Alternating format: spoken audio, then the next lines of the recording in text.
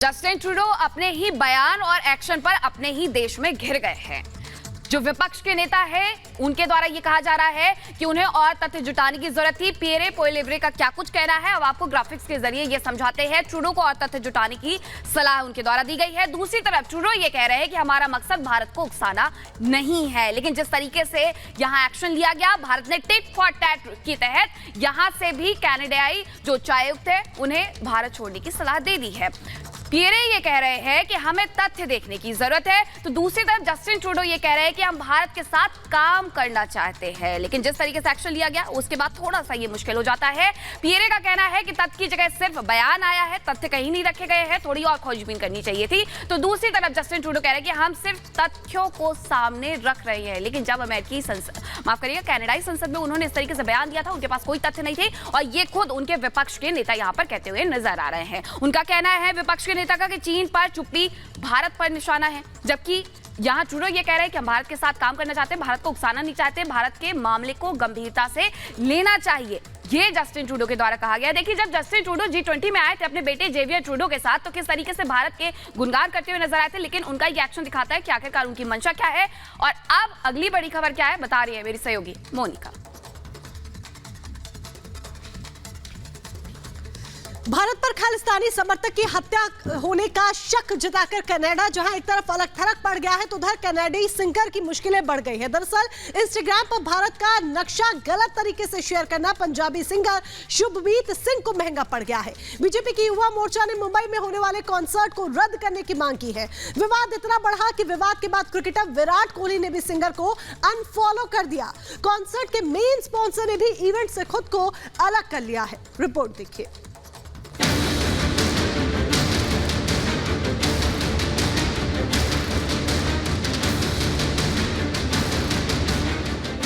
विवादित पोस्ट पर सिंगर का विरोध। मुंबई में कॉन्सर्ट पर लटकी तलवार। विवाद के बाद स्पॉन्सर ने खींचा हाथ। कनाडा में रहने वाले रैपर और सिंगर शुभनीत सिंह हमेशा नए गानों को लेकर चर्चा में रहते हैं, लेकिन इस बार फेमस रैपर विवादों की वजह से चर्चा में है, जिसको लेकर चारों ओर शुभनीत का विरोध हो रहा है। वजह है सोशल मीडिया साइट इंस्टाग्राम पर किया गया एक पोस्ट। शुभ के नाम से अपने फैंस के बीच मशहूर इस सिंगर के पोस्ट के बाद पूरे देश में विवाद शुरू हो गया है।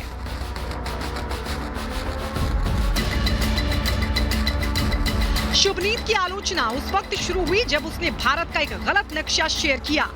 इस नक्शे में जानबूझकर जम्मू कश्मीर, पंजाब और पूर्वोत्तर राज्यों को नहीं दिखाया गया।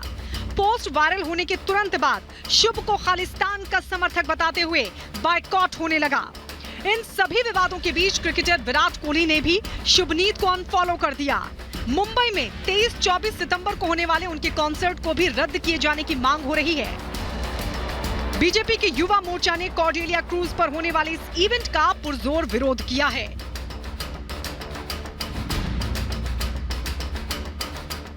भारत की एकता और अखंडता के शत्रु खालिस्तानी समर्थकों का भारत में कोई स्थान नहीं। देश को तोड़ने की साजिश करने वाले कैनेडियन सिंगर शुभ को हम भारत में। विवाद बढ़ा तो कॉन्सर्ट के मुख्य स्पॉन्सर ने भी शो से अपना हाथ खींच लिया। ऐसे में अब शो का रद्द होना लगभग तय माना जा रहा है। 26 साल के सिंगर शुभ मूल रूप से कनाडा के रहने वाले हैं और वो एक फेमस पंजाबी सिंगर हैं। भारत में शुभ के गाने काफी फेमस हैं और बड़ी संख्या में फैन फॉलोइंग है। यहाँ तक कि बड़े बड़े सेलिब्रिटीज भी शुभ को फॉलो करते हैं। कॉन्सर्ट को लेकर विवाद बढ़ने के बाद शुभनीत सिंह ने नक्शे को अपने पोस्ट से हटा दिया है। मुंबई के बाद शुभ दिल्ली, बेंगलुरु और हैदराबाद जैसे भारत के 10 शहरों में परफॉर्म करने वाले थे। 23 सितंबर से 5 नवंबर के भारत दौरे से पहले विरोध का सामना कर रहे शुभ के देश विरोधी पोस्ट के बाद इन इवेंट का होना अब मुश्किल लग रहा है। Bureau report, Republic Bharat.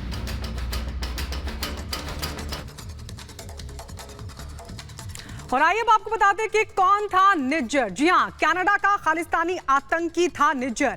Bharat की मोस्ट वांटेड लिस्ट में भी था, डेजिग्नेटेड टेररिस्ट था। आपको बता दें, हरदीप निज्जर NIA का 10 लाख का इनामी था। पटियाला में धमाके का आरोपी भी था। मंदिर के पास ब्लास्ट की एफआईआर दर्ज हुई थी। हिंसा भड़काने में भी इसकी तलाश हो रही थी। अमरिंदर सिंह ने ट्रूडो को बाकायदा एक लिस्ट सौंपी थी। 2018 में निज्जर को आतंकी बताया गया था और इसी की हत्या को लेकर अब लगातार जो तनाव है कनाडा और भारत के बीच, वहां के प्रधानमंत्री के स्टेटमेंट के बाद हालांकि भारत ने फौरन एक्शन लिया और जवाब दे दिया कनाडा को, जिसके बाद अब जस्टिन ट्रूडो बैकफुट पर आ गए हैं। और आइए अब आपको दिखाते हैं देश और दुनिया की बाकी खबरों के लिए 2 मिनट में भारत।